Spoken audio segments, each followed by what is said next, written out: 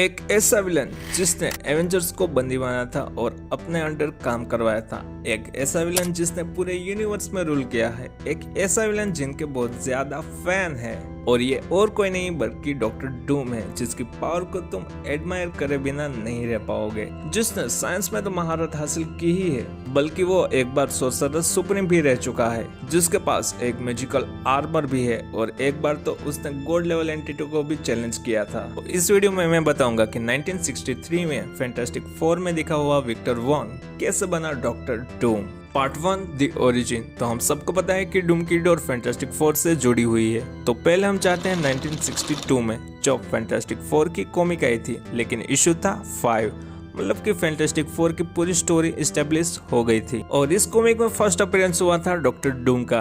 अब कॉमिक में डूम को लेटवेरिया का एक ब्रिलियंट साइंटिस्ट दिखाया गया था। अब इस कैरेक्टर को कॉमिक में ऐसे दिखाया है कि जो रीड रिचर्ड को हराने में अपनी ज्यादा रुचि दिखाता है, वो भी सम पर्सनल रीजंस के कारण।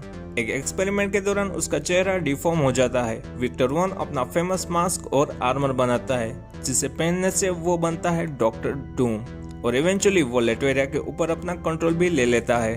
Part 2 Doom steels the power cosmic. अब चलते हैं फैंटास्टिक फोर इशू 57 एंड 60 में। ये कॉमिक 1966 में आई थी। अब इस कॉमिक में डूम सिल्वर सर्फर की पावर कॉस्मिक को चुरा लेता है। अब पावर कॉस्मिक क्या है, तो मैं बता दूं कि पावर कॉस्मिक मार्वल यूनिवर्स में एक डिवाइन एनर्जी का लिमिटलेस सोर्स है। अब इसे चुराने के बाद डूम को उसके आर्मर से ज्यादा एक लिमिटलेस पावर मिल जाती है और इसके कारण ही सिल्वर सर्फर को अपनी पावर मिली थी। अब यहाँ तक देख लिया तो वीडियो को शेयर करना जरूर, क्योंकि आगे हम देखेंगे कि डूम थोर से भी ज्यादा पावरफुल एंटिटी से कैसे लड़ता है। Part 3 Doom versus Mephisto. अब शायद मेफिस्टो को तुम जानते होंगे या फिर नहीं भी जानते होंगे, तो मैं थोड़ा इंट्रोडक्शन दे देता हूँ मेफिस्टो का।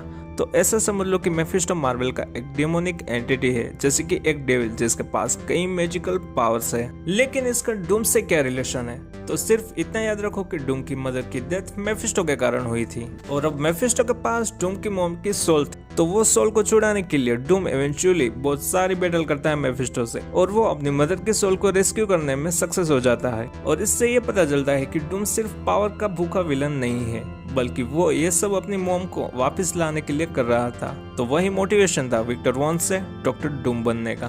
Part 4 secret Wars.